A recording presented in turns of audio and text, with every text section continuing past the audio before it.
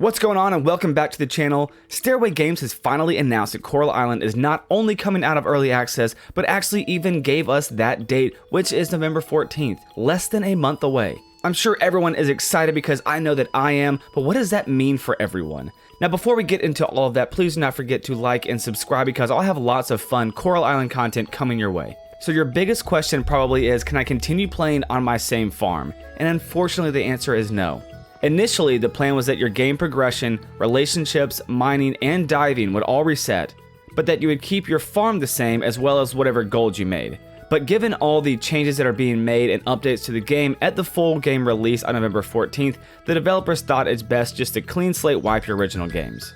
The good news though is that you'll keep whatever gold you may have, so you may want to get a little bit of head start and grind hard to make as much money as you possibly can up until November 14th. I know I will be, so I can get my farm back into shape as quickly as possible. Now what else can you expect in the 1.0 update besides this? Well, they'll finally be fleshing out interactions with NPCs, which will now allow you to actually get married. I'm a hopeless romantic, so I'll be looking forward to finally being able to settle down with my one true love, Yuri, or Alice if I'm being honest. It's too difficult to really decide. Anyways, enough about my love interest. On top of just being able to get married in game, you're actually able to start a family as well, so you can have a little baby or two. The total number has yet to be provided at this time, but time will tell. Now that said, don't expect much from your children at this point, as on the 2024 roadmap, they particularly note that the children portrait, dialogue, and grow up are all launching in 2024, so we'll have to wait to really be able to interact with your children until then. Now the other addition in the 1.0 update is that we'll be able to acquire a mythical pet. Now they specifically note the chance to acquire, which means it'll be likely tough to get or a small chance to find, sort of like the dinosaur in Stardew Valley. Now for those unfamiliar with that, you have a small percent chance of getting a dinosaur egg as a drop, which can be then incubated like a chicken egg to breed a dinosaur. In Coral Island though, how we get a mythical pet is yet to be determined, so it could be anything from saving it in the mines or a similar feature by hatching a dragon egg. Now I'm sure that as we get closer to the November 14th full release date, the devs will give us much more information on what to expect in this massive update, because I'm sure there's a lot more things than the couple things we talked about so far.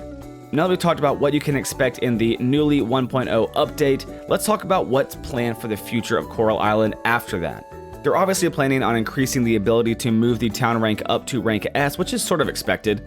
They're also adding a tourist system, which kind of sounds crazy. We don't have any information at this time as to what that means, but could be anything from just having random NPCs walking around town that would stay at the hotel to even interacting with the locals in events. A backer NPC, which I guess means that a backer will be added into the game, or either that the backers chose a certain NPC to be added into the game. Also being added are hangout and dating mechanics, which would be awesome because who doesn't want to interact more with the lovely people of Coral Island? Now speaking of events, they're adding more slice of life scenes, which will help further flesh out some of our characters. Now I know that we just recently had the merfolk update, which added a lot more diving content, but it looks like that will be getting much more fleshed out in 2024 by rebuilding the entire storyline, adding relationships, romance, festivals, and even farming and ranching in the ocean. I mentioned this previously, but children will be revamped as well, so they're a bit more fleshed out. We'll also gain access to the Savannah area with Savannah ranch animals, which is briefly talked about by the Giants. And finally, the updates that we've all been waiting for, but the ability to travel to other people's islands to explore and check out how everyone's decorated their farms and homes, and also the much long-awaited full-featured multiplayer. Now personally, I'm very excited for the game to go into full release, albeit a little bit sad that my farm is going to be reset, but I'll be able to get back to the way it was in no time, especially since our gold carries over.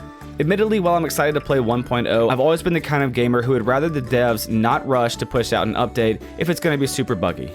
And honestly, maybe my experience is different than y'all's, but a lot of my Coral Island early access has been pretty buggy compared to most other early access games I've played, so I'm slightly concerned that the devs are pushing out the update too early. But hopefully I'm wrong and they've fleshed out everything perfectly and it runs very smoothly. Regardless, I'll most definitely be playing the new update the first chance I get, as I hope you are as well, and I hope you enjoyed the video, and I'll see you next time, YouTube. Peace out.